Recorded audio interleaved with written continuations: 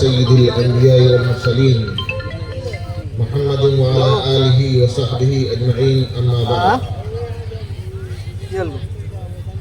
أعوذ بالله من الشيطان الرجيم بسم الله الرحمن الرحيم اقرأ باسم ربك الذي خلق خلق الإنسان من علق اقرأ وربك الأكرم الذي علم بالقلم علم الإنسان ما لم يعلم وقال النبي صلى الله عليه وسلم العلم ثلاثة آية محكمة وسنة قائمة وفريضة عادلة وما سوى ذلك فهو فضل أو كما قال عليه الصلاة والسلام. وقال النبي صلى الله عليه وسلم لا يؤمن أحدكم حتى أكون أحب إليه من والده وولده والناس أجمعين. وقال النبي صلى الله عليه وسلم لا يؤمن أحدكم حتى يكون هواه تبعا لما جئت به أو كما قال عليه الصلاة والسلام. صدق الله العظيم وصدق رسوله النبي الكريم.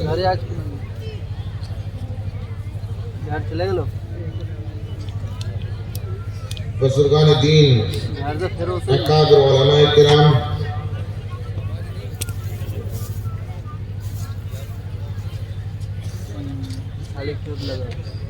دور دراز سے تشریف لائے میرے قابل قدر معزز سامعین اعظام، ارے بھائی یہ رکھ دینا موبائل، کیا مل جاتا ہے اس سے بھائی تمہیں؟ پتہ نہیں دین کی بات سننے آتے ہیں، کھیل تماشا کرنے کے لیے آتے ہیں. حلال حرام کو چھوڑیے. ایک آدمی جو موبائل میں لگا ہوا ہے، ویڈیو بنا رہا ہے، وہ نعت پڑھنے والا کیا کہہ رہا ہے، تقریر کرنے والا کیا کہہ رہا ہے، سن ہی نہیں سکتا. ایک وقت میں دماغ ایک طرف کام کرتا ہے، دوسری طرف کام نہیں کرتا ہے. اگر ایک آدمی موبائل ہاتھ میں لیے ہوئے موبائل میں مگن ہے، اس کے کان پر دوسرا آدمی چیختا رہے، اسے پتہ نہیں چلتا کہ کون اسے کیا کہہ رہا ہے. کبھی ہاتھ پکڑ کے اسے جھنجھوڑنا پڑتا ہے، تب اسے پتہ چلتا ہے کہ مجھ سے کچھ کہہ رہا ہے. جتنے یہ موبائل سے ناٹک بنانے والے ہیں، ان سے پوچھ لیجئے کہ اس سے پہلے کون کیا کہہ کر گیا ہے، انہیں کچھ پتہ نہیں ہوا. کس نے کیا تقریر کی ہے، کس نے کیا نعت پڑھی ہے. ایک کھیل تماشا بنا رکھا ہے. عجیب بات ہے. میرے بزرگوں، حدیث شریف ہے ان اشد الناس عذابا یوم القیامت المصورون، کہ قیامت کے دن سب سے زیادہ سخت ترین عذاب میں، سب سے زیادہ بدترین عذاب میں وہ لوگ مبتلا ہوں گے جو تصویر بناتے ہیں، بنواتے ہیں. تصویر بنانے والے، ویڈیو بنانے والے قیامت کے اندر بدترین عذاب میں مبتلا ہوں گے. آج کل ہمارے نوجوان ایسی لت میں مبتلا ہیں ویڈیو بنانے کے کہ دینی جلسہ ہو تو، شادی بیاہ ہو تو، حتیٰ کہ حدیث شریف میں فرمایا گیا کہ آخرت کو یاد دلانے والی بہترین چیز موت ہے. موت یہ فرمایا گیا حدیث میں اکثروا ہادم اللذات الموت. دنیا کی یہ جو بگاڑنے والی چیزیں ہیں، غفلت میں لانے والی چیزیں، دلوں کو اللہ کی یاد سے ہٹانے والی چیزیں، ان کو ختم کرنے والی چیز ایک ہے موت. اسے کثرت سے یاد کرو. جب موت آ جاتی ہے، انتقال ہوتا ہے، جنازہ 4 کاندھوں پر رکھ کر کے اٹھا کر کے لے جایا جاتا ہے. ہمارے نوجوان اس کا بھی ویڈیو بناتے ہیں. اس وقت بھی آخرت یاد نہیں آتی. اللہ حفاظت فرمائے ہماری اس نئی نسل کی، نوجوان قوم کی. پتہ نہیں کس دھارے پر چلی جا رہی ہے یہ قوم. اللہ نے نہیں بچایا تو بہت خطرے کی بات لگ رہی ہے. میرے دوستو، میں ایک بات عرض کر دوں. میں نے کچھ ایک آیت پڑھی ہے، 2-3 حدیثیں پڑھی ہیں. ان پہ تو مجھے کچھ عرض کرنا ہی ہے، لیکن ایک بات میں اور عرض کرنا چاہتا ہوں. اس سے پہلے وہ یہ عرض کرنا چاہتا ہوں، آپ عشاء سے لے کر اب تک اس ٹھنڈ کے موسم میں بیٹھے ہوئے، یقیناً اللہ کے رسول کی محبت آپ کے دل میں. یہاں نہ کوئی دولت تقسیم ہو رہی ہے، نہ کوئی بہترین مٹھائی تقسیم ہو رہی ہے، نہ کوئی کپڑا تقسیم کیا جا رہا ہے. آپ یہاں کئی گھنٹے سے بیٹھے ہوئے ہیں، کئی علماء کرام کے بیانات آپ نے سن لیے، نعت پر نعت آپ سنے جا رہے ہیں. اللہ اور اللہ کے رسول کی محبت، اللہ کے دین کی محبت آپ کو یہاں بٹھائے ہوئے ہیں. مجھے یقین ہے، میں مانتا ہوں آپ کے دل میں اللہ کی محبت، اللہ کے رسول کی محبت، دین کی محبت، قرآن کی محبت بیٹھی ہوئی ہے پیوست. مجھے اچھی طریقے سے پتا ہے اللہ کا عشق، اللہ کے رسول کا عشق آپ کے دل کے نہا خانوں میں، رگ و ریشے میں کوٹ کر بھرا ہوا ہے. میں جانتا ہوں، لیکن عرض یہ کرنا چاہتا ہوں کہ صرف محبت، ذرا توجہ سے میری بات سنیے گا. یہاں علماء کرام موجود ہیں، ان سے سمجھیے گا میری بات کو. آپ کو حیرت کی بات لگے گی شاید، لیکن میں اچھی طریقے سے سمجھانا چاہتا ہوں. صرف محبت اور صرف رات بھر جلسہ سن لینا، اور جو علماء سے سنا ہے، اور جو کچھ قرآن کریم میں حکم ہے اللہ کا، اور جو کچھ حدیث میں اللہ کے رسول نے حکم دیا ہے، ان قرآن اور حدیث کے احکام پر عمل نہ کرنا، علماء کی بتائی ہوئی باتوں پر عمل نہ کرنا، عمل کو پیٹھ کے پیچھے پھینک دینا، عمل نام کی چیز زندگی میں نہ اتارنا، اور صرف محبت کے دعوے کرنا، اور محبت میں رات بھر بیٹھے رہنا، قسم خدا کی کام نہیں آ سکتا. عمل کے بغیر خالص نیل محبت کام آنے والی نہیں ہے. ہاں، محبت، یہ محبت اللہ کی محبت، اللہ کے رسول کی محبت آپ کو بلندیوں پر لے جائے گی. دنیا کے اندر بھی آپ عزت اور سرفرازی حاصل کریں گے، آخرت کے اندر بھی آپ کو سرخروئی حاصل ہوگی، جنت میں ترقیاں حاصل ہوں گی، جنت کے بلند درجات آپ کو حاصل ہوں گے، جب اس محبت کے ساتھ ساتھ اس کے تقاضوں پر عمل آپ کی زندگی کے اندر اترا ہوا ہوگا. رسول کی محبت دل میں ہے، لیکن رسول کی سنتیں آپ کی زندگی میں نہیں ہے. قسم خدا کی اللہ کے یہاں پکڑ سے بچو گے نہیں. اللہ سے محبت کا دعویٰ ہے، قرآن سے محبت کا دعویٰ ہے، قرآنی احکام پر عمل نہیں ہے، اللہ کے یہاں جکڑ دیے جاؤ گے، چاہے میں ہوں چاہے آپ ہوں. ہماری اور آپ کی محبت کیا ہے؟ ہم سے زیادہ محبت کرنے والے بھی کسی کام کے نہیں رہے. سنیے ایک واقعہ. میں تو کچھ اور بیان کرنے بیٹھا تھا، لیکن ہوتا ہوا ہے جو اللہ کرتے ہیں. اللہ مجھ سے کچھ اور ہی کہلوانا چاہتے ہیں. بے شک آپ کے ہندوستان کا ایک غیر مسلم شاعر گزرا ہے، پنڈت تھا، پنڈت غیر مسلم شاعر اردو کا. آپ بڑی نعتیں سن رہے تھے یہاں، میں سوچا کہ نعتیں بہت ہو رہی ہیں، 2-4 شعر میں بھی سنا دوں. حالانکہ میں اپنی تقریر میں کبھی شعروں میں کہتا ہوں. کالیکا پرساد نام ہے اس کا، پنڈت کا کالیکا پرساد. نبی سے محبت کرتا ہے. آپ ذرا دیکھیے، تم سے زیادہ محبت کرتا ہے. ابھی تم بیٹھے ہو رسول کی محبت میں، اور یہاں پنڈال میں بیٹھے ہوئے ہو سردی میں. ابھی سڑک پر کوئی نیتا جی آ رہے ہیں، اور وہ آ کر کے 1000 روپے کے کمبل کا ایک ٹرک بھر کے لے آئے، 1000 روپے کا کمبل ہو، اور یہ آ کر کے کہیں کہ فری میں تقسیم ہو رہا ہے. پنڈال میں ایک بھی نہیں رہے گا، سب بھاگ جائیں گے کمبل لینے کے لیے. یہاں ایک بھی نہیں رکھنے کا. مجھے پتا ہے 1000 روپے سے کم کی محبت ہے تمہاری. 1000 روپے کی بھی محبت نہیں ہے. رسول سے محبت. کالکا پرساد کی محبت دیکھو کیسی ہے. کالکا پرساد کہتا ہے گر شمس و قمر کو کوئی مٹھی میں دبا لے. مصیبت تو یہ ہے کہ آج کل کے ہمارے نوجوان اردو بھی نہیں سمجھتے. شمس کے معنی سورج کے ہیں, قمر کے معنی چاند کے ہیں. وہ کہہ رہا ہے گر شمس و قمر کو کوئی مٹھی میں دبا لے, یعنی سورج اور چاند کو اگر کوئی مٹھی میں دبا لے اور دولت کونین کو دامن میں سما لے, اور دولت کونین کو دامن میں سما لے, یعنی دنیا کی دولت بھی اور آخرت کی دولت بھی, اس زمین کی دولت بھی, آسمان کی دولت بھی, دونوں جہاں کی دولت اس کے دامن میں ہو. حکومت کا یہ عالم کہ صرف زمین پر نہیں, اس کی حکومت آسمانوں پر بھی ہو, سورج پر بھی, چاند پر بھی, اور سورج اور چاند اس کی مٹھی میں ہو.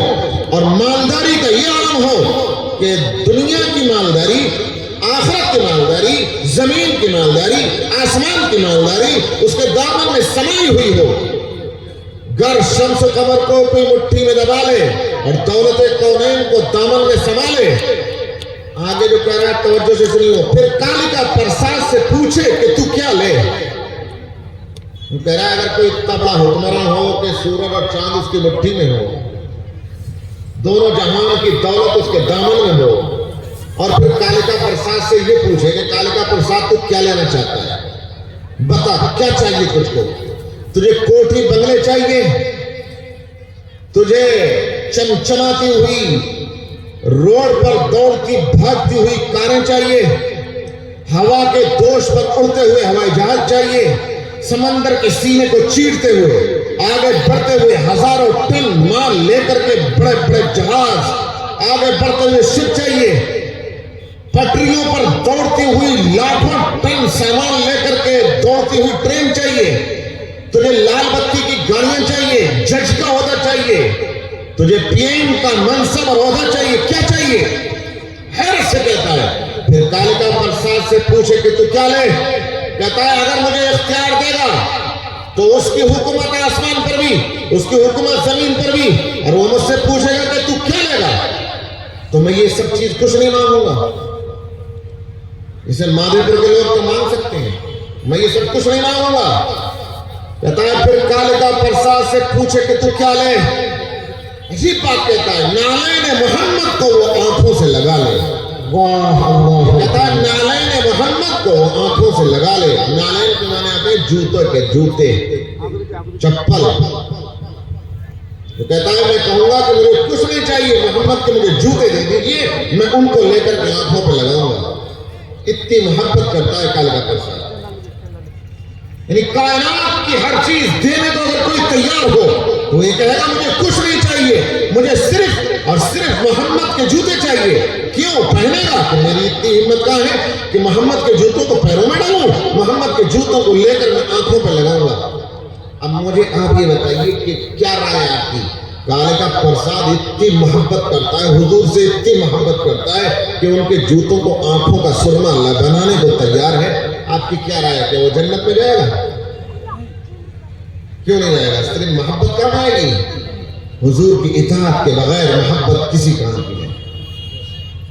محبت وہ کام کی جو اطاعت رسول کے ساتھ ہو. اطاعت رسول کے بغیر محبت کسی کام کی نہیں. اور کالکا پرساد کس کھیت کی گاجروں مولی کہاں چکر میں پڑ گئے پنڈت کے. میں اور آگے بڑھ کے بات بتاؤں. سنیے سیرت کا ایک واقعہ. یہ نوجوان جو موبائل اٹھائے پھرتے ہیں, اگر میں ان سے ایک بات پوچھ لوں تو شاید سب محبت دھری کی دھری رہ جائے گی.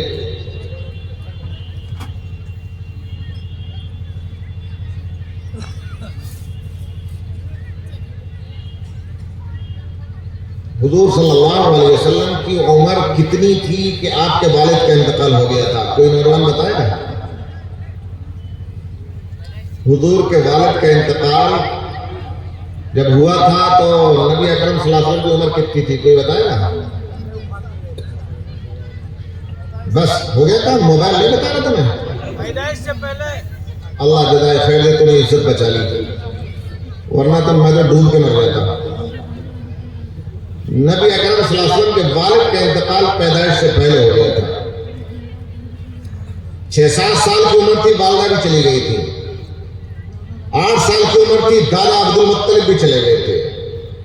8 سال کی عمر کے بعد نبی اکرم صلی اللہ علیہ وسلم کی انگلی چچا ابو طالب نے پکڑی ہے، اور ابو طالب نے پوری زندگی ساتھ دیا ہے۔ میں یہ سمجھانا چاہتا ہوں، دکھانا چاہتا ہوں کہ ابو طالب کے دل میں محبت کتنی تھی، بھتیجے کی، محمد کی، نبی اکرم صلی اللہ علیہ وسلم کی۔ اچھا ایک بات اللہ کرے کسی کو پتا ہو، اگر نہیں بھی پتا ہوگی تو چلو میں مان لوں گا کہ ٹیڑھی میڑھی سی بات تھی، کوئی نہ بتا پایا۔ کوئی بتا سکتا ہے کہ ابو طالب جو چچا تھے ان کی عمر بھتیجے سے کتنی زیادہ تھی؟ نبی اکرم صلی اللہ علیہ وسلم کی عمر ابو طالب کی عمر سے کتنی کم تھی؟ ابو طالب کی عمر نبی اکرم صلی اللہ علیہ وسلم سے کتنی زیادہ تھی؟ یہ کہہ لیجیے ابو طالب کتنی عمر کے تھے کہ نبی اکرم صلی اللہ علیہ وسلم کی پیدائش ہوئی؟ دونوں کی عمر میں کتنا فرق تھا؟ کوئی بتا سکتا ہے؟ مجھے پہلے سے یقین تھا کہ کوئی نہیں بتا پائے گا۔ یہ تو بہت سے مولویوں کو پتا نہیں ہوگا، یہ موبائل والے میرے نوجوان کیا بتائیں گے؟ ان سے تو یہ پوچھ لو کہ کرکٹ اسٹیڈیم میں انڈیا کی ٹیم میں اس وقت کتنے شیطان ہیں، تو کہیں گے 11 شیطان فلاں ابھی بتا دیں گے۔ ہنسنے کی بات نہیں، نوجوانوں تمہیں شرم آنی چاہیے، انڈیا کے کرکٹ ٹیم کے شیطانوں کے نام تمہیں پتہ ہے، وضو میں 13 سنتیں ہیں، کیوں پتہ نہیں ہے تم کو؟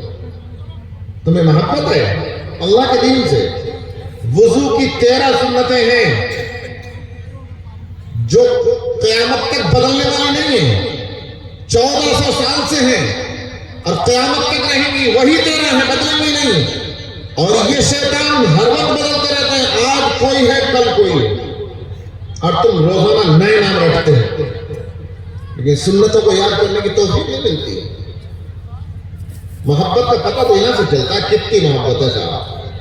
محبت ہے، اسے محبت کہتے ہیں، ناٹک ہے، محبت نہیں ہے۔ محبت کا راگ الاپتے ہیں اور کچھ نہیں۔ خیر بات آگے بڑھاؤں میں، نبی اکرم صلی اللہ علیہ وسلم کی پیدائش ہوئی، اس وقت ابو طالب کی عمر 35 سال تھی۔ ابو طالب نبی اکرم صلی اللہ علیہ وسلم سے 35 سال بڑے ہیں۔ اچھا جی اب ایک بات بتاؤ، یہ سوچ لیں کہ یہ تو امتحان لینے کے لیے بیٹھ گئے، تقریر کرنے بیٹھا ہے۔ نبی اکرم صلی اللہ علیہ وسلم کو نبوت کتنی سال میں ملی ہے؟ 40 سال۔ اب حساب لگا لو، جب نبوت ملی ہے نبی اکرم صلی اللہ علیہ وسلم کو تو 35 سال بڑے تھے ابو طالب، تو نبوت ملنے کے وقت میں ابو طالب کی عمر ہوئی 75 سال، نبی اکرم صلی اللہ علیہ وسلم کی عمر ہوئی 40 سال۔ 75 سال کے بوڑھے ہیں ابو طالب۔ ابو طالب اس قدر محبت کرتے تھے محمد صلی اللہ علیہ وسلم سے، کبھی محمد کے بغیر کھانا نہیں کھایا، محمد کو اکیلا نہیں چھوڑا۔ ملک شام کے سفر پر جا رہے ہیں، محمد کو ساتھ لے کر جا رہے ہیں۔ آپ علماء سے پوچھئے گا، بحیرہ راہب سے ملاقات ہوئی تھی، شام کے سفر میں ہوئی تھی، ابو طالب سے کہا تھا یہ جو بچہ تمہارے سامنے ہے یہ کون ہے؟ تمہارے ساتھ میں جو بچہ جا رہا ہے یہ بچہ کون ہے؟ کہا میرا بھتیجا ہے۔ تو کہا کہاں جا رہے ہو؟ کہ ملک شام جا رہا ہوں۔ کہ کیوں جا رہے ہو؟ کہ تجارت کے غرض سے جا رہا ہوں۔ کہا اپنے بھتیجے کو لحاظ سے خیال سے رکھنا، اس پر نظر رکھنا، اس کو چھوڑنا مت۔ میں انجیل کا پڑھا ہوا ہوں، انجیل میں جتنی نشانیاں نبی آخر الزمان کی لکھی ہیں اور آخری نبی کی جو علامتیں بتائی گئی ہیں، اس بچے کے اندر مجھے ساری دکھائی دے رہی ہیں۔ اور ملک شام کے انجیل کے علماء اور عیسائی عالم جب اس بچے کو دیکھیں گے اور دیکھیں گے کہ انجیل کی علامتیں اس کے اندر پائی جا رہی ہیں اور یہ آگے چل کر آخری نبی بننے والا ہے، کہیں حسد میں آ کر دل میں ان کے دشمنی پیدا نہ ہو جائے، اس بچے کو نقصان نہ پہنچا دیں۔ میری رائے تو یہ ہے کہ اس بچے کو ساتھ لے کر کے مت جاؤ، یہیں سے اسے واپس کر دو۔ ابو طالب کی محبت دل میں بہت تھی، یہ کہا تھا کہ میں اسے جدا تو کر نہیں سکتا، البتہ انگلی نہیں چھوڑوں گا۔ ملک شام ساتھ لے کے گئے تھے۔ ابو طالب 40 سال کی عمر میں نبوت ملی، 3 سال تک علماء سے سیرت پوچھئے نوجوانوں تو سیرت پڑھ لیا کرو. 3 سال تک چھپ چھپ کر کے تبلیغ کی گئی ہے. 78 سال ابو طالب کی ہو گئی عمر. 43 سال نبی اکرم صلی اللہ علیہ وسلم کی عمر ہو گئی. 43 سال کے بعد قرآن کریم کی آیت نازل ہوئی یا ایھا المدثر قم فانذر وربک فکبر وثیابک فطہر. اے کالی کملی کے اوڑھنے والے، اب یہ چھپ چھپ کر دعوت کب تک چلتی رہے گی؟ اب تو نکلو باہر میدان میں، علی الاعلان اللہ کی توحید کا اعلان کرو، بجا دو ڈنکا پوری دنیا کے اندر توحید کا. کہہ دو اللہ کے علاوہ کوئی معبود نہیں ہے، یہ پتھر کے بت کسی کام کے نہیں ہے. نبی اکرم صلی اللہ علیہ وسلم گھر سے اٹھے، صفا پہاڑ کے اوپر چڑھ گئے، ایک ایک خاندان کا نام لے کر کے بلایا کہ آ جاؤ میرے پاس ایک بہت اہم بات بتانے والا ہوں. کفار مکہ صفا پہاڑ کے دامن میں جمع ہو گئے. جب سب جمع ہو گئے، سیرت کی لمبی تقریر ہے، میں سیرت کی تقریر سنانے کے لیے آپ کو نہیں بیٹھا. سب کے سامنے توحید کا اعلان لانا تھی. بس وہ دن تھا کہ مکے کی زمین دشمن، آسمان دشمن، نبی اکرم صلی اللہ علیہ وسلم کے خلاف دشمنی کا ایک طوفان کھڑا ہو گیا. مکے کے کفار نبی اکرم صلی اللہ علیہ وسلم سے دشمنی کرنے لگے. آپ کی عزت کے خواہاں، آپ کی عزت سے کھیلنے کے لیے تیار، آپ کی جان کے پیچھے پڑ گئے. ہر وقت نبی اکرم صلی اللہ علیہ وسلم کے پیچھے پڑے رہنے والے. لیکن ابو طالب کی عمر 80 82 83 سال ہو چکی تھی.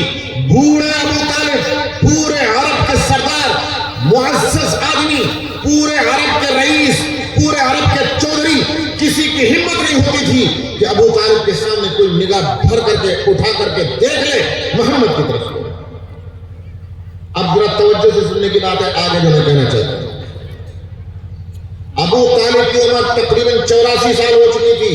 آپ سوچیں 84 سال کے بوڑھے ہیں ابو طالب. نبی اکرم صلی اللہ علیہ وسلم دعوت دے رہے ہیں کھل کر کے، بتوں کی برائی بیان کر رہے ہیں کہ یہ کسی نفع نقصان کے نہیں ہے. یہ پتھر کے بت، یہ بول نہیں سکتے، یہ کسی کو نقصان نہیں پہنچا سکتے، یہ کسی کو نفع نہیں پہنچا سکتے. ان کی پوجا کیوں کرتے ہو؟ ایک اللہ کی عبادت کرو. جب پریشان ہو گئے، طرح طرح کے لالچ بھی دیے. نبی اکرم صلی اللہ علیہ وسلم سے کہا گیا کسی عورت سے، حسین ترین لڑکی سے شادی کرنی ہے وہ ہم کر دیں گے. مال کی ضرورت ہے گھر میں ڈھیر لگا دیں گے. اگر سردار بننا چاہتے ہیں بال اتفاق پورے عرب کا آپ کو بادشاہ ہم طے کر دیں گے. حضور نے کہا مجھے کچھ نہیں چاہیے، ان چیزوں کے لیے میں نہیں نبوت کا دعویٰ کرنے کے لیے کھڑا ہوا. بہت پریشان ہو گئے. ایک دن قریش کے جگادری، قریش کے سردار، قریش کے مکھیا سارے مل کر کے ابو طالب کے پاس آئے. توجہ سے سنیے گا. ابو طالب کے پاس آ کر کے کہا ابو طالب آپ ہمارے معزز فرد ہیں، عرب کا بچہ آپ کی عزت کرتا ہے. آپ بوڑھے بزرگ آدمی، آپ کے بھتیجے نے ہماری ناک میں دم کر رکھا ہے، ہمارے آباء و اجداد کے مذہب کو برا کہتا ہے، ہمارے بتوں کی برائی کرتا ہے اور پیچھے ہٹنے کو تیار نہیں ہے. اب ہمارے صبر کا پیمانہ لبریز ہو چکا، اب ہم سے مزید صبر کی ہمت نہیں ہے. آپ اپنے بھتیجے پر کنٹرول کیجئے، ورنہ اب ہمارے نوجوان آپ کے بھتیجے کا قلع قمع کرنے کو تیار ہیں. اور اگر آپ بیچ میں آڑے آئیں گے تو آپ کی بڑھاپے میں بنی بنائی عزت ملیمنٹ ہو سکتی ہے. ہم نہیں چاہتے کہ آپ کا خون مکے کی گلیوں کے اندر بہہ جائے، آپ کے خون سے مکے کی حرم کی مقدس سرزمین لال ہو جائے. آپ کے ہاتھ میں ہم معاملے کو دے رہے ہیں، گیند آپ کے پالے میں ہے. آپ چاہیں تو معاملے کو بچا سکتے ہیں، آپ چاہیں تو فساد کھڑا کر سکتے ہیں. ابو طالب کو آخری وارننگ دے کر کے کفار مکہ چلے گئے کہ بھتیجے پہ کنٹرول کرو، ورنہ تو پھر ہم تم سے بھی نمٹیں گے، محمد سے بھی نمٹیں گے. کون نہیں چاہتا بوڑھا آدمی کہ پوری زندگی عزت کے ساتھ گزری، مرتے وقت میں کیوں اپنی رسوائی کرائے؟ ہر شخص چاہتا ہے کہ عزت بچا کر کے دنیا سے چلا جائے. جب آدمی بوڑھا ہو جاتا ہے، اپنی اولاد بڑی ہو جاتی ہے، تو اولاد کے سامنے بھی زیادہ زور زبردستی کرنے سے بچتا ہے کہ کیوں بڑھاپے کے اندر اپنی عزت کو خاک میں ملے. اپنی عزت بچانے کی کوشش کر رہا ہے. ابو طالب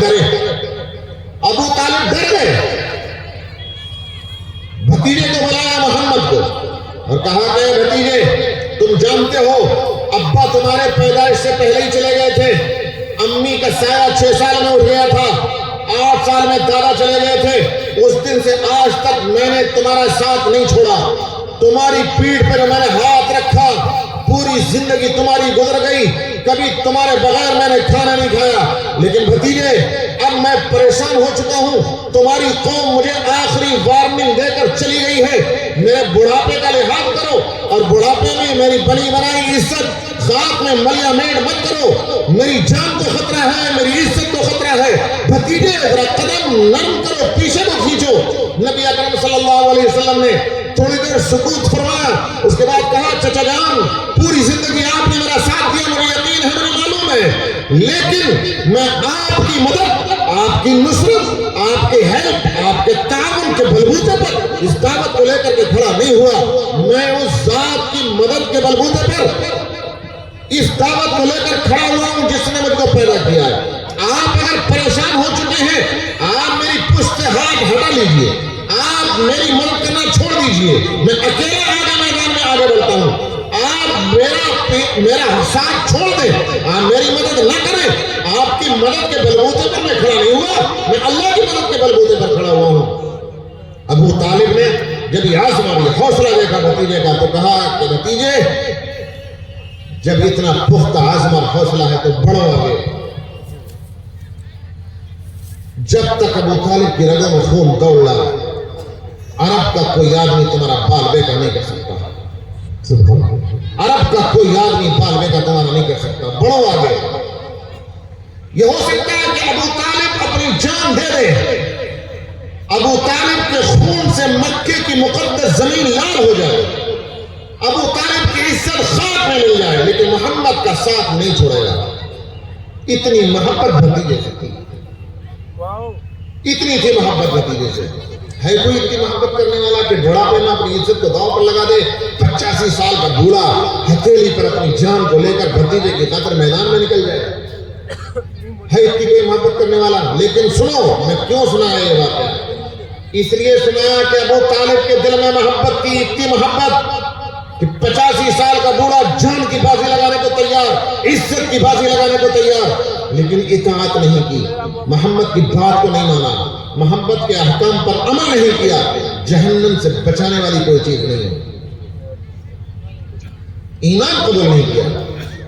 آخری وقت آیا ابو طالب کا, آخری سانسیں چل رہی تھی. نبی اکرم صلی اللہ علیہ وسلم کو پتہ چلا کہ ابو طالب کا حال خراب ہے.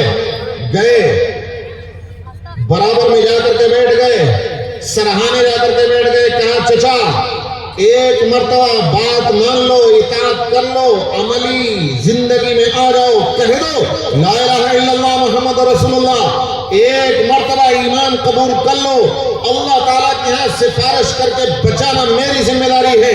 ابو سفیان برابر میں بیٹھے ہوئے تھے, انہوں نے پھر ماری اور یہ کہا کہ ابو طالب کیا مرتے مرتے بھتیجے کی اطاعت اور فرما برداری کر جاؤ گے؟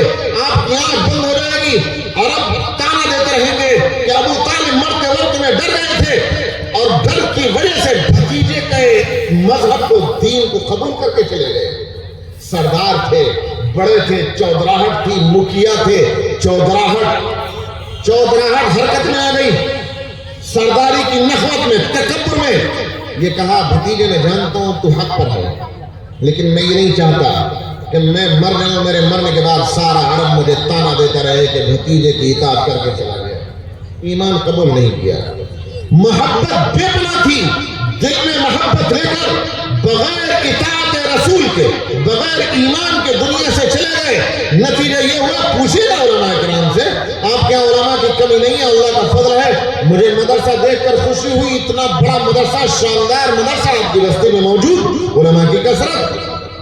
بخاری شریف کی حدیث ہے, نبی اکرم صلی اللہ علیہ وسلم کے دوسرے چچا حضرت عباس رضی اللہ تعالیٰ عنہ نے ایک مرتبہ نبی سے پوچھا تھا کہ محمد, اے بھتیجے, اے اللہ کا رسول, آپ اللہ کے نبی ہیں، اللہ کے رسول ہیں، آپ کے چچا ابو طالب نے پوری زندگی آپ کا ساتھ دیا تھا، آپ کے نبی ہونے کی وجہ سے اور آپ کے چچا کے آپ کی مدد کرنے اور آپ سے محبت کرنے کی وجہ سے کہ آپ کے چچا کو آپ کے نبی ہونے کا کوئی فائدہ پہنچے گا؟ بخاری شریف کی حدیث ہے، نبی نے فرمایا تھا کہ بس اتنا فائدہ پہنچے گا کہ تمام کفار کو پورا جہنم میں جھونک دیا جائے گا اور ابو طالب کو پورا جہنم میں نہیں جھونکا جائے گا، صرف پیر کے ٹخنوں تک آگ میں ڈالا جائے گا اور جہنم کی آگ ابو طالب کے پیر کے ٹخنوں تک ہوگی، لیکن وہ بھی اتنی شدید ہوگی کہ پیر کے ٹخنوں تک کی آگ کی شدت سے ابو طالب کی کھوپڑی ہانڈی کی طرف پھک رہی ہوگی۔ مارے پر تو مسلمانوں، میں نے یہ بات اس لیے سنائی ہے کہ اللہ کے واسطے عمل پر آؤ، عمل پر، قرآن کے احکام پر عمل کرو، سنتوں پر عمل کرو، میرے بزرگوں سنتوں پر عمل کرو۔ نوجوانوں کہاں کس لتوں میں تم پڑ گئے، کن کے چکروں میں پڑ گئے؟ آ جاؤ اللہ کے رسول کی سنتوں کو مانو اور سنتوں کے سانچے میں اپنی زندگی کو ڈھال لو، جو علماء سے سنا ہے اسے زندگی میں اتار لو۔ رات بھر صرف جلسہ سننے سے کچھ نہیں ہو جاتا۔ میں پوری رات تقریر کرتا رہوں، پوری رات تقریر کرنے سے مجھے کچھ حاصل نہیں ہوتا، آپ کو سننے سے کچھ حاصل نہیں ہوتا۔ اگر میں تقریر کرتا رہوں، عمل نہ کروں، اللہ کیا مجھے جواب دینا پڑے گا۔ اللہ مجھ سے پوچھیں گے کہ پوری رات تقریر کرتا تھا، چیخ چیخ کر کے، عمل کیوں نہیں کرتا تھا؟ اللہ کیا مجھے جواب دینا پڑے گا، بچ نہیں پاؤں گا میں۔ دیوبند کی میری نسبت دھری کی دھری رہ جائے گی، ذمہ داری میری بڑھ جاتی ہے۔ اللہ پوچھیں گے کہ ہم نے تجھے دیوبند کی نسبت دی تھی، دیوبند سے تیرا تعلق جوڑا تھا، اس نسبت کا کتنا لحاظ رکھا تھا، کتنا عمل کیا تھا؟ میں کیا جواب دوں گا؟ آپ سے پوچھ لیا، بڑے بڑے علماء کو دور دور سے بلاتے تھے، ان کی تقریریں سنتے تھے، لیکن ان کی باتوں پر عمل کتنا کیا تھا، کیوں نہیں کیا تھا عمل؟ کیا جواب دو گے؟ میرے بزرگوں اور نوجوانوں، میں نوجوان بھائیوں سے خاص طور سے آج کل بات کیا کرتا ہوں کہ تم کن کن لتوں میں مبتلا ہو، ایک منٹ کے لیے بستر پر جا کر کے سوچنا، ذہن کو نیوٹرل کر کے، آزاد کر کے، یہ مت سوچنا کہ دیوبند سے کوئی آیا تھا وہ بڑبڑ کر رہا تھا، یہ مت سوچنا، یہ دیکھنا کہ بات صحیح کہہ رہا ہے غلط کہہ رہا ہے، ہم صحیح راستے پر غلط راستے پر ہیں۔ اگر آپ کا دل کہے کہ واقعی غلط ہے تو کر لو توبہ، کچھ پتہ نہیں صبح تک زندہ رہے ہمارے گئے۔ کس نے دیکھا صبح ملی نہ ملی، کہاں چکروں میں پڑے ہوئے ہو؟ میں نے عرض کیا اب تک کہ صرف محبت عمل کے بغیر کام آنے والی نہیں، عملی زندگی میں اترنا ہوگا۔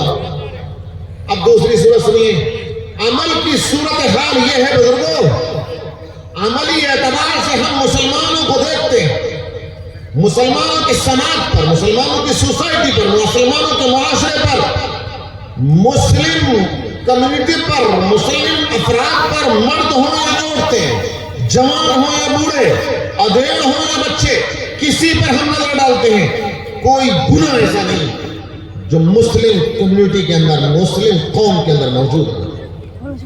ہر گناہ مسلمانوں کے اندر موجود ہے۔ آپ کو حالات ہم سے زیادہ معلوم ہیں، ہم مدرسے کی باؤنڈری میں بند رہنے والے لوگ ہیں، ہم تو ضرورت کے وقت مدرسوں سے باہر نکلتے ہیں، وہی پڑھنے والے بچوں میں ہم گھرے رہتے ہیں، پھنسے رہتے ہیں کہ بچہ یہ یاد کرو، وہ یاد کرو، فلاں کا امتحان، اس کا امتحان، ہمیں کہاں فرصت ملتی ہے باہر نکلنے کی؟ ہوٹلوں پر آپ بیٹھتے ہیں، چوک چوراہوں پر آپ بیٹھتے ہیں، کھیت کھلیان میں آپ کو اٹھنا بیٹھنا ہوتا ہے، محلے کے لوگوں سے، گاؤں کے لوگوں سے، شہر کے لوگوں سے، دیہات کے لوگوں سے جتنا ملنا جلنا آپ کا ہوتا ہے ہمارا نہیں ہوتا۔ حالات سے جتنے آپ واقف ہیں ہم اتنے واقف نہیں ہیں، لیکن آپ سے سن کر جو ہمیں حالات معلوم ہوتے ہیں، قسم خدا کی ہم کبھی سینہ پکڑ کر دل پہ ہاتھ رکھ کر بیٹھ جاتے ہیں کہ ہماری قوم کہاں پہنچ گئی، جہنم کی کنارے پہ کھڑی ہے یہ قوم، اگر یہ پیچھے کو نہ ہٹی تو اگلا قدم بڑھائے گی، جہنم کے گڈھے میں گرے گی۔ خدا کے واسطے ذرا پیچھے ہٹو، سوچو ذرا کہ کوئی گناہ ایسا نہیں ہے جو مسلم سماج کے، مسلم قوم کے اندر موجود ہے۔ ذرا سوچنا کہ آج سود جیسی چیز، سود اور حرام مال کے کھانے کی لت اور حرام کا گناہ، سود کا گناہ کیا مسلم سماج کے اندر موجود نہیں ہے؟ حرام کھانے والے لوگ مسلمانوں میں موجود نہیں ہیں، گھر گھر کے اندر حرام موجود ہے۔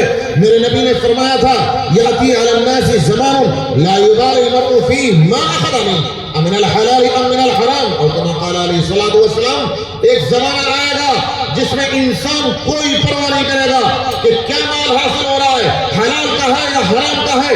آج وہی صورت ہمیں آنکھوں سے دکھائی دے رہی ہے، ہر شخص مال کے پیچھے پڑا ہوا ہے، مال حاصل ہونا چاہیے، یہاں سے حاصل ہو وہاں سے حاصل ہو، حرام کا حلال کا ہو تو حرام کا ہو تو ہر حلال حرام لینے کو تیار، ہڑپنے کو تیار، جمع کرنے کو تیار، پیٹ بھرنا چاہیے، آگ سے بھرے تو، برف سے بھرے تو، ٹھنڈ سے بھرے تو، گرم سے بھرے تو مال ملنا چاہیے۔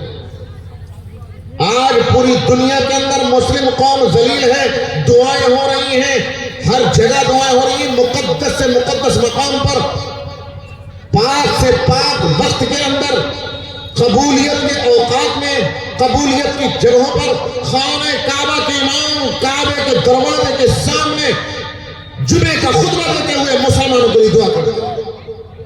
ہر مسجد کا جمعے کا امام منبر پر کھڑے ہو کر جمعے کا خطبہ دیتے ہوئے مسلمانوں کے لیے دعا کرتا ہے، لیکن مسلمانوں کو ذلت چھوڑتی ہے۔ پوری دنیا کا مسلمان ذلیل سے ذلیل تر ہوتا چلا جا رہا ہے۔ کیوں؟ علاج نبی نے بتا دیا تھا۔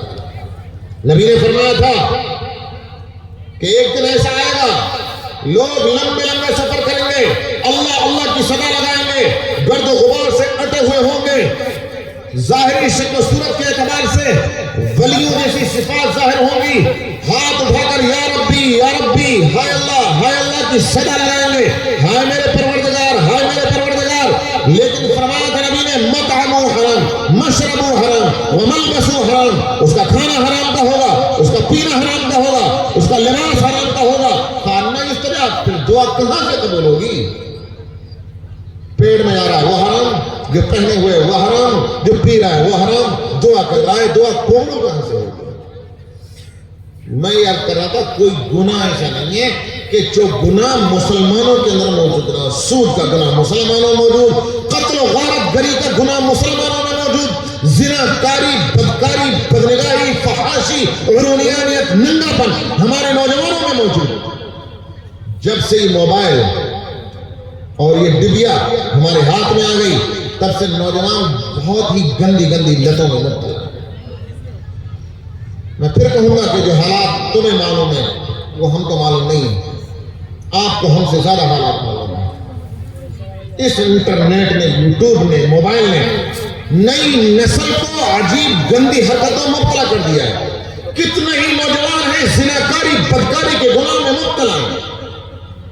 نبی اکرم صلی اللہ علیہ وسلم کے زمانے سے پہلے، زمانے جاہلیت میں اور نبی کی بعثت سے پہلے جو گناہ عرب کے بگڑے ہوئے معاشرے میں، عرب کے بگڑے ہوئے سماج کے اندر اور عرب کے بگڑے ہوئے ماحول کے اندر جو گناہ موجود تھے، آج کوئی گناہ ایسا موجود نہیں ہے جو ہمارے مسلم سماج میں نہ پایا جاتا ہو۔ ہر گناہ پایا جاتا ہے۔ سوال یہ کہ اب علاج کیا ہے؟ علاج ہے کیا؟ کیا علاج ہوگا؟ 40-42 منٹ مجھے تقریر کرتے ہو چکے، مجھ سے ناظم صاحب نے یہ کہہ رکھا کہ 1 گھنٹہ تقریر کرنا ہے۔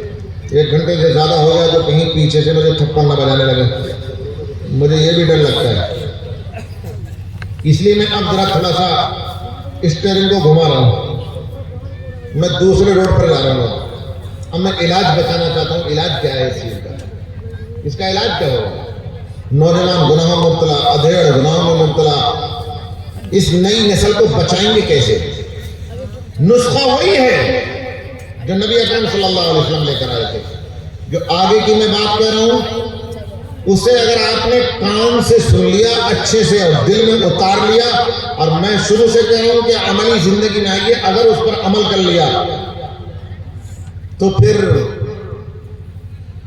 تجربے کی بات ہے، دنیا نے دیکھا ہے، پوری دنیا نے دیکھا کہ وہ نسخہ اتنا شاندار ہے کہ مرض سے شفا حاصل ہو جاتی ہے اور مرتی ہوئی انسانیت زندہ ہو جاتی ہے۔ ایسا نسخہ ہے۔ میں نے عرض کیا ابھی کہ نبی اکرم صلی اللہ علیہ وسلم کو جب دنیا کے اندر بھیجا گیا تھا، اس وقت معاشرہ، سماج اور سوسائٹی جتنی بگڑی ہوئی تھی اور عربوں کے اندر جتنے گناہ موجود تھے وہ سارے گناہ آج ہماری سماج میں ہماری سوسائٹی کے اندر موجود ہیں. علاج کیسے ہوگا؟ جو علاج اس وقت معاشرے کو سنوارنے کے لیے، معاشرے کو سدھارنے کے لیے، سماج کی اصلاح کرنے کے لیے، سوسائٹی کو لائن پر لانے کے لیے، صحیح راستے پر ڈالنے کے لیے، صحیح روڈ پر قوم کو ڈالنے کے لیے نبی اکرم صلی اللہ علیہ وسلم لے کر کے آئے تھے، وہی نسخہ پکڑ لیجئے، وہی علاج لے لیجئے، وہی دوا استعمال کر لیجئے. آج بھی ہماری بگڑی ہوئی قوم اور ہماری یہ بیمار قوم اور ہمارا بیمار معاشرہ اور بیمار سماج دوبارہ سے زندہ ہو کر، شفا پا کر، بیماریوں سے صاف ستھرا ہو کر کے کھڑا ہو جائے گا. طاقتور معاشرہ اور طاقتور سماج دوبارہ سے دنیا کو زندہ کر دے گا اور دنیا کے لیے نمونہ بن جائے گا. وہ ہے کیا نسخہ؟ وہ دوا کیا ہے؟ وہ دوا سنیں. کوئی نئی دوا نہیں ہے پرانی.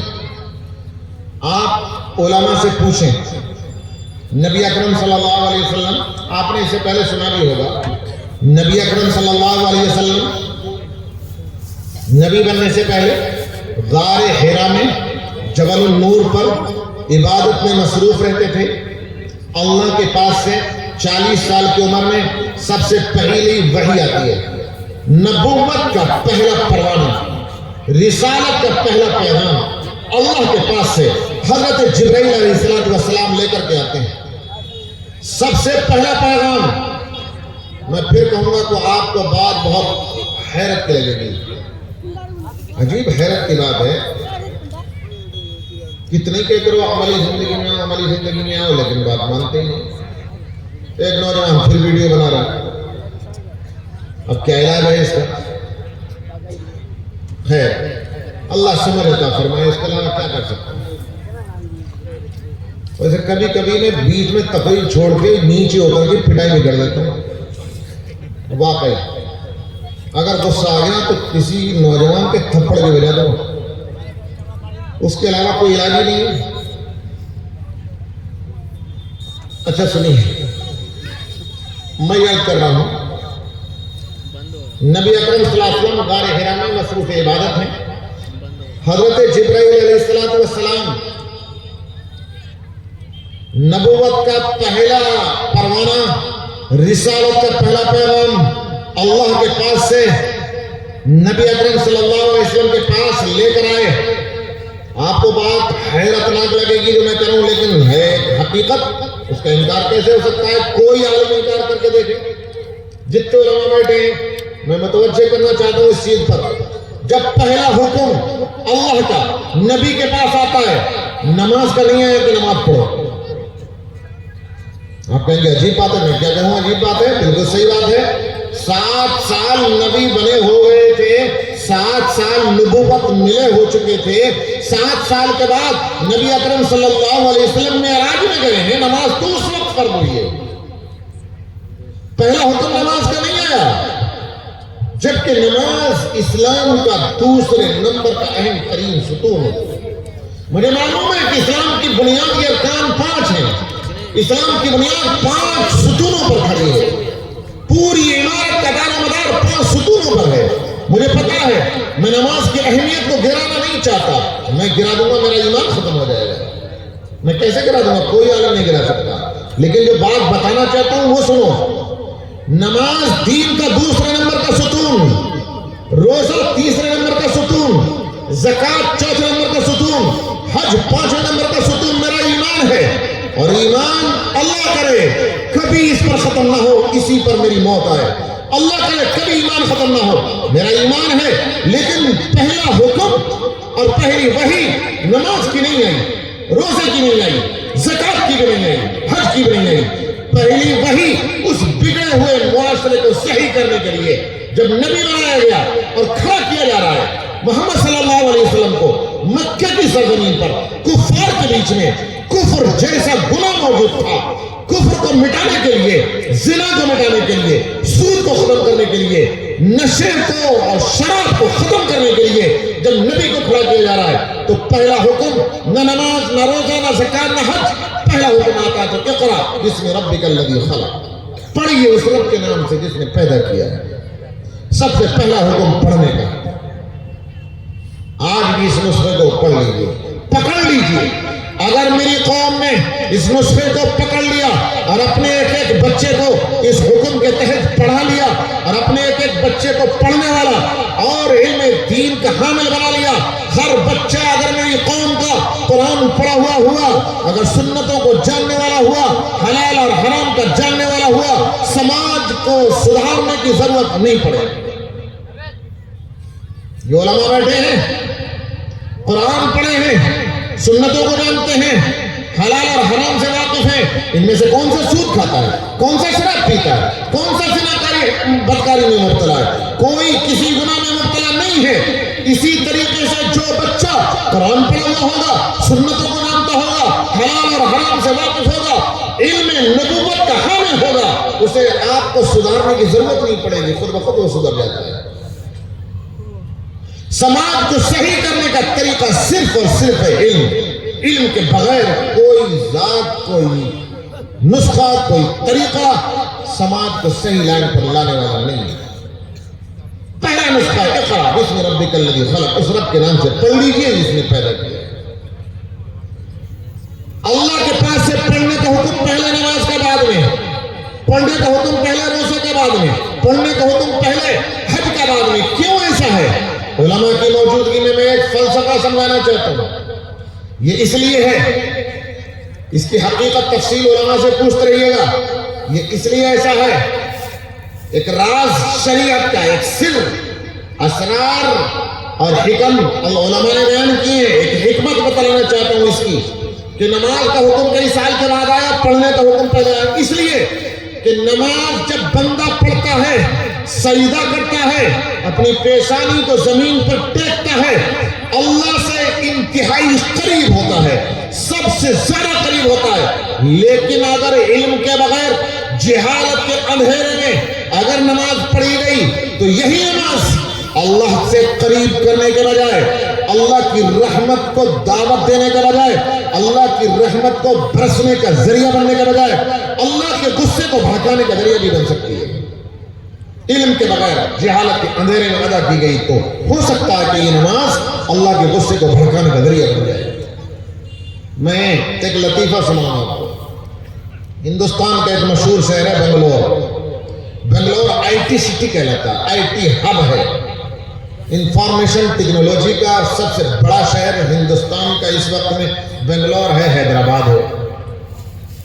وہاں ہندوستانی فوج کا، ڈیفنس کا ایک بہت بڑا ادارہ ہے، آئی ٹی آئی، حکومت کا بہت بڑا ادارہ ہے۔ میں نے دیکھا ہے وہاں ایک ہمارے دوست ہیں، بہت بہترین دوست، مہاراشٹر اکولا کے رہنے والے ہیں، ایس ایم زکریا نام ہے، شیخ محمد زکریا، بہترین آئی آئی ٹی این ہے، شاندار انجینئر، لیکن علماء کی صحبت کی برکت، دیکھنے میں مولوی لگتے ہیں، دیکھنے میں کوئی یہ نہیں سمجھے گا کہ انجینئر ہے یہ شخص۔ صف اول میں مسجد میں 5 وقت کی نماز پڑھتے ہیں، کبھی روزہ نہیں چھوٹا، کبھی نماز قضا نہیں ہوتی۔ ایک دن میں نے ان سے پوچھا، زکریا صاحب آپ اس آئی ٹی آئی میں کیا کرتے ہیں؟ تو سمجھانے لگے، کہنے لگے کہ جو میزائل ہوتا ہے، جو ملکوں سے لڑائی ہوتی ہے تو فوج ایک دوسرے پر داغتی ہے، میزائل کو کنٹرول کرنے کے لیے ہیڈ کوارٹر سے اسے کنیکٹ رکھنے کے لیے اس میں ایک چپ لگتی ہے، جیسے موبائل میں سم ہوتی ہے۔ کہنے لگے کہ وہ چپ ہمارے ڈپارٹمنٹ میں بنتی ہے اور میں اس ڈپارٹمنٹ کے شعبے کمپیوٹر کا HOD ہوں، ہیڈ آف ڈپارٹمنٹ۔ اتنا بڑا انجینئر ہے وہ، موبائل کو کنٹرول کرنے والی چپ بنا رہا ہے وہ شخص، وہ اسے میزائل کو کنٹرول کرنے والی چپ بنا رہا ہے۔ کہنے لگے میرے ماتحت 450 انجینئر بہترین IITian سائنسداں کام کرتے ہیں، کمپیوٹر وغیرہ ان کی انگلیوں کے کھلونے ہیں۔ یہ میں نے ان سے پوچھا کہ تم کیا کرتے ہو؟ پھر خود بولے کہ ایک تفریح، ایک لطیفہ سناؤں آپ کو۔ میں نے کہا کہ سناؤ۔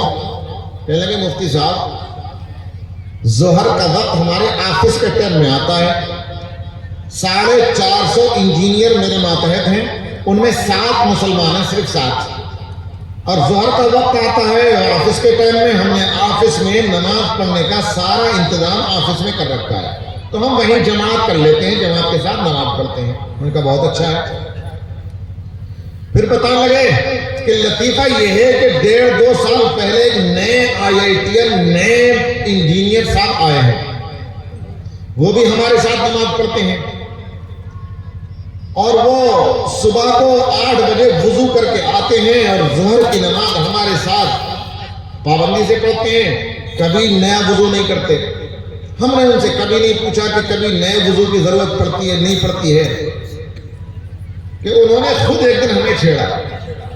اور چونکہ ہم ان کے ہیڈ ہیں تو ہم سے کبھی باس کہتے ہیں، کبھی سر کہتے ہیں. تو کہنے لگے ایک دن کہ باس، آپ کو کوئی پیٹ کا پرابلم رہتا ہے کیا؟ پیٹ خراب رہتا ہے؟ تو ہم نے کہا کہ نہیں، ہمارا پیٹ تو خراب نہیں رہتا ہے. تو کہنے لگے کہ سر، ہم دیکھتے ہیں کہ ظہر کی نماز کا وقت ہوتا ہے تو آپ روزانہ پابندی سے استنجا کرنے جاتے ہیں، استنجا کر کے وضو کرتے ہیں، پھر نماز پڑھتے ہیں، روزانہ استنجا. تو میں یہ سمجھا کہ آپ کو کچھ پیٹ کی خرابی رہتی ہے. کہنے لگے مجھے دیکھیے، میں صبح کو 8 بجے وضو کر کے آتا ہوں اور شام کو 4 بجے جا کے گھر ہی جا کر کے استنجا کرتا ہوں، تبھی وضو کرتا ہوں. زکریا صاحب کہنے لگے کہ میں نے ان سے پوچھ لیا کہ چلیے آپ کو استنجے کی ضرورت نہیں پڑتی، لیکن کیا کبھی گیس کے رس بھی نہیں ہوتا، کبھی ہوا خارج بھی نہیں ہوتی؟ اب سنیے جہالت کسے کہتے ہیں. تو وہ انجینئر صاحب جو میزائل کو کنٹرول کر رہے ہیں اور میزائل کنٹرول کرنے والی چپ بنا رہے ہیں، کمپیوٹر کو ایسے نچاتے ہیں جیسے انگلیوں کا کھلونا ہو. ان کا IITian ہے، لاکھوں روپے ماہانہ تنخواہ ہے، دنیا کے علم کے بہترین ماہر، بہترین انجینئر، لیکن حیرت کے ساتھ کہتے ہیں کیا سر ہوا خارج ہونے سے بھی کیا وضو ٹوٹ جاتا ہے؟ انہیں یہ تک پتا نہیں کہ ہوا خارج ہونے سے وضو ٹوٹ جاتا ہے. اب آپ اندازہ لگاؤ کتنے دنوں سے وہ شخص بغیر وضو کے ہوا خارج ہونے کے باوجود نماز پڑھ رہا ہوگا. جب وہ نماز پڑھنے کھڑا ہوتا ہوگا بغیر وضو کے، اللہ تبارک و تعالیٰ کا غصہ کرنے بھڑکتا ہوگا. ایسے جہالت کے اندھیرے میں پڑھی گئی نماز کہ اللہ تعالیٰ کی رحمت کو متوجہ کرے گی، اللہ تعالیٰ کا جلال اس وقت میں جوش میں لاتا ہوگا. اللہ رحیم ہے، کریم ہے کہ وہ شخص زندہ ہے، ورنہ اللہ تعالیٰ زمین کو پھاڑ کر اسے زمین میں دھسا سکتے تھے کہ تیرا میزان میں ہی بنا دوں گا. اللہ اس کے میزان کی چپ بنانے پہ قادر ہے، اللہ قدرت رکھتا ہے. اس لیے میرے دوستو، ہر چیز کا علاج ایک علم ہے. اس لیے میں نے حدیث پڑھی تھی، علم کی اہمیت کو سمجھو، ان اداروں کی اہمیت کو سمجھو. میں نے حدیث پڑھی تھی، نبی اکرم صلی اللہ علیہ وسلم نے فرمایا العلم الثلاثہ، علم وہ علم کہ جس کا حاصل کرنا امت کے ہر فرد پر لازم ہے، امت کے ہر فرد پر لازم ہے. بچہ ہو تو، جوان ہو تو، بوڑھا ہو تو، کوئی امت کا فرد ان 3 چیزوں سے خالی نہیں ہونا چاہیے. نبی نے فرمایا العلم الثلاثہ، علم 3 ہے. آیت محکمہ، قرآن کریم کی مضبوط آیات کا علم، وسنت قائمہ، نبی اکرم صلی اللہ علیہ وسلم کی ثابت شدہ سنتیں، وفریضۃ عادلہ، متقی عادل پرہیزگار علماء کے بیان کیے ہوئے مسائل. ان 3 چیزوں کا علم سب کو ہونا چاہیے. میں یہ نہیں کہتا، آگے کی بات میری ذرا توجہ سے سنیں، یہ مت کہیے گا کہ دیوبند کا ایک مولوی یہ کہے گا کہ سب مولوی بن جاؤ، سب مولوی بن جاؤ. نہ، میں سب کو مولوی بنانا نہیں چاہتا. اگر کاشتکار نہیں ہوں گے، سارے مولوی بن جائیں گے تو امت گیہوں کہاں سے کھائے گی؟ اگر ڈاکٹر نہیں ہوں گے تو امت کا بیماروں کا علاج کہاں سے ہوگا؟ میں یہ نہیں کہنا چاہتا سارے مولوی بن جاؤ، نہیں. قرآن ہر فرد پڑھا ہوا ہو، یہ کہنا چاہتا ہوں. سنتوں کو ہر شخص جانتا ہو، یہ کہنا چاہتا ہوں. اور جو تیسری بات کہنا چاہتا ہوں وہ اصل ہے، کاشتکار ہے تو وہ کاشتکاری کے حلال اور حرام کو جانتا ہو. ڈاکٹر ہے، ڈاکٹری کے حلال اور حرام کو جانتا ہو. انجینئر ہے، انجینئرنگ کے حلال اور حرام کو جانتا ہو. تاجر دکاندار ہے، دکانداری کے حلال اور حرام کو جانتا ہو. جو جس لائن کا آدمی ہے اپنے لائن کے حلال اور حرام کو جانتا ہو اور اپنی لائن کے حلال کاموں کو کرے، اپنی لائن کے حرام کاموں کو چھوڑ دے، بس اللہ کے راستے پر چلنے والا بن جائے گا، اللہ کو راضی کرنے والا بن جائے گا۔ پھر دیکھیے اللہ کی رحمت متوجہ ہوتی ہے یا نہیں ہوتی۔ اپنی زندگی سے متعلق مسائل کا سیکھنا، اپنی زندگی سے متعلق حلال اور حرام کا جاننا ہر مسلمان کا فریضہ ہے۔ اور نبی اکرم صلی اللہ علیہ وسلم نے کتنا کرم فرمایا اس امت کے اوپر۔ اس حدیث کے آخری ٹکڑے میں سارے مسائل کو حل کر دیا۔ یوں کہا قرآن کی آیات کا علم سب کو ہونا چاہیے، سنتیں سب جانتے ہوئے ہوں، حلال حرام سب جانتے ہوئے ہوں۔ آخر میں مسئلے کو حل کر دیا، فرمایا وما سوا ذلک فهو فضل۔ ان تین چیزوں کے علاوہ جتنے علوم ہیں، چاہے ڈاکٹری کا علم ہو، چاہے انجینئرنگ کا علم ہو، چاہے وکالت کا علم ہو، چاہے کمپیوٹر آپریٹر کا علم ہو، چاہے ہوائی جہاز کے پائلٹ کا علم ہو، کوئی بھی علم ہو، نبی نے فرمایا کہ بھائی فضیلت کی چیز ہے، پڑھو، کس نے منع کیا؟ وہ آپ کے لیے پلس پوائنٹ ہے۔ لیکن یہ تین علم سب کو ہونا چاہیے۔ ڈاکٹر ہو، قرآن پڑھا ہوا ہو، حلال حرام کو جانتا ہو، انجینئر ہو، حلال حرام کو جانتا ہو، اگر کوئی کمپیوٹر آپریٹر ہو، حلال حرام کو جانتا ہو۔ اور میرے دوستو، میں آپ کو منع نہیں کرتا بلکہ آپ کو تلقین کرتا ہوں، آپ کو حکم دیتا ہوں، آپ سے گزارش کرتا ہوں کہ ضرورت ہے اس وقت ضرورت ہے پہلے سے زیادہ امت کو ماہرین وکیلوں کی، امت کو ماہرین لائرز کی اور اسپیشل ایڈوکیٹس کی۔ اس وقت ضرورت ہے اسپیشل انجینئرز کی، اس وقت ضرورت ہے اسپیشلسٹ ڈاکٹرز کی، بہترین میڈیکل لائن سے تعلق رکھنے والوں کی۔ لیکن ایسے میڈیکل لائن سے تعلق رکھنے والوں کی ضرورت ہے جو حلال کو جانتے ہوں، حرام کو جانتے ہوں۔ ورنہ اس وقت مارکیٹ میں دیکھ لیجئے، شہروں میں جا کر دیکھ لیجئے، ایسے ڈاکٹروں کی کمی نہیں ہے جن کا نام محمد، جن کا نام عبداللہ، جن کا نام عبد الرحمن، یعنی مسلمانوں والا نام ہے، لیکن ان کی نظر مریض کے مرض پر نہیں ہوتی، مریض کی جیب پر ہوتی ہے۔ مریض کے مرض سے زیادہ مریض کی جیب کو خالی کرنے پر ان کی نظر ہوتی ہے۔ وہ جانتے ہیں ایک آدمی کو بخار ہے، 1 روپے کی گولی سے اس کا بخار صحیح ہو سکتا ہے، اسے بلڈ ٹیسٹ کی ضرورت نہیں، اسے اسکیننگ سینٹر بھیجنے کی ضرورت نہیں، الٹرا ساؤنڈ کی ضرورت نہیں، ایکس رے کی ضرورت نہیں، اسے لیبارٹری کے چکر لگانے کی ضرورت نہیں ہے۔ لیکن اس کا کمیشن بڑی مہنگی بیچنے والے دواؤں والے سے بھی طے ہے، اس کا کمیشن اسکیننگ سینٹر والے سے بھی طے ہے، اس کا کمیشن لیبارٹری والے سے بھی طے ہے۔ بغیر کسی ضرورت کے 50 ٹیسٹ کراتا ہے، ہزاروں روپے کے ٹیسٹ کرا کر کے پھر وہی 1 روپے کی گولی لکھ کر کے دے دیتے ہیں۔ کیوں؟